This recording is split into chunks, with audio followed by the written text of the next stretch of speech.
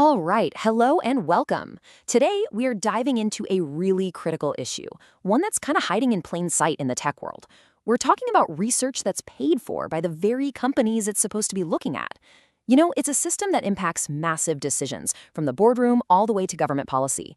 It's a system where, well, integrity is under siege. So here we are. This is the final installment, part 10 of our Explainer series. We've been digging into this incredible report called Integrity Under Siege, the Crisis of Vendor-Sponsored Research, which comes from Virtualization Options LLC. Today, we're going to bring it all home, really zeroing in on the core of this crisis and, what's truly at stake here. All right, so let's get right into the central problem here.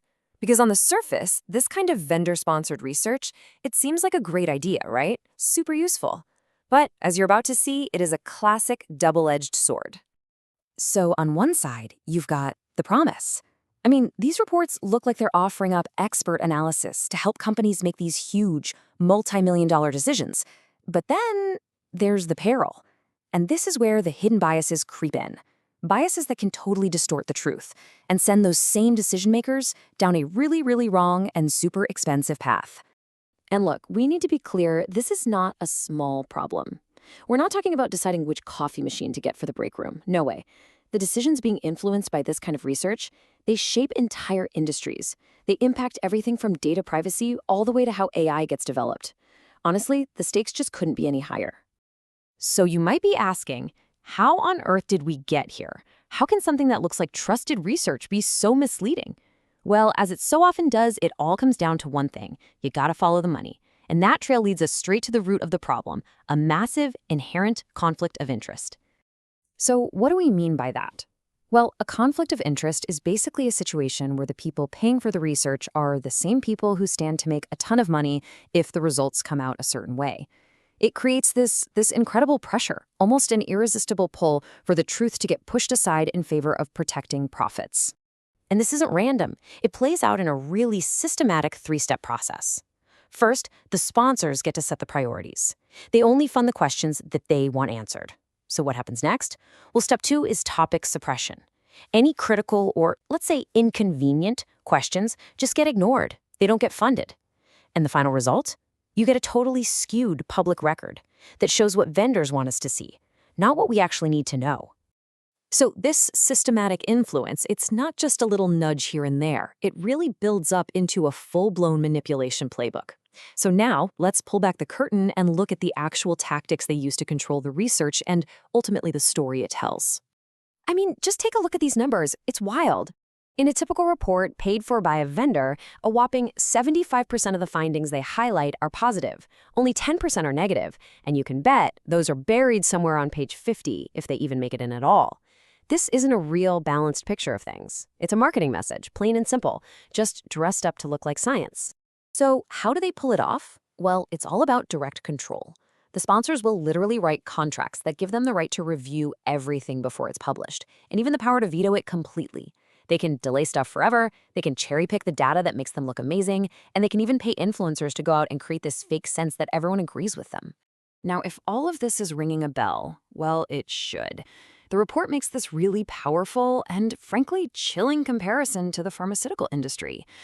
We've seen a long history there of companies burying unfavorable research, and it's had devastating consequences for public health. And now, the exact same playbook is being used in the tech world to protect profits. Okay, so this isn't just some dusty academic argument. This manipulation has real damaging consequences. It creates a ripple effect that spreads out into the real world, and it messes with everything from government policy to just our basic trust in science itself. Let's take AI, for example, artificial intelligence. Get this, a full 80% of the top papers at the big AI conferences now have direct corporate ties. That's not a little bit of influence. That's a dominant force that is shaping the entire story we're told about one of the most powerful technologies humanity has ever created. And that influence, it's incredibly concentrated. The report found that as few as just five, major tech giants are dominating the funding for this research. What that means is a tiny handful of companies basically gets to set the entire agenda for hugely important fields like AI. Now people are noticing. Over 100 critical voices have spoken out, calling this the capture of academic research by big tech. But here's the tragic part. The report points out that a lot of these people who speak up end up facing professional harassment. It creates this chilling effect, you know? It scares other people away from asking the tough questions. And this is where it hits the road, where the real-world harm happens. You have policymakers who are trying to make good decisions, and they're relying on this flawed research. So the analysis they get is biased from the start. And what's the inevitable result? Bad policy. You get regulations that just don't work, or even worse, ones that are actually harmful. So where does all this lead? To a massive credibility crisis. People become skeptical, and they have every right to be. But the problem is that skepticism doesn't just hit the bad research, it poisons the well for everyone. It damages the reputation of good, honest, independent work too. Pretty soon, nobody can tell what's real and what's not, and that's when misinformation just spreads like wildfire.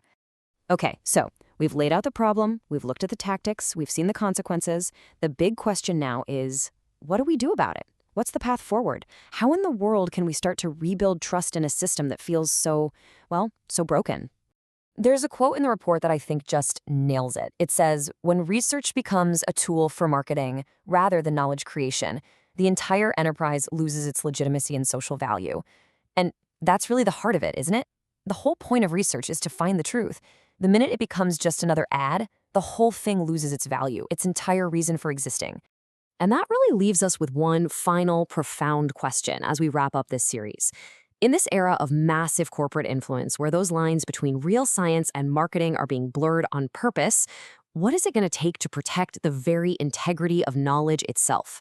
It's something we all need to think about. Thanks so much for joining us.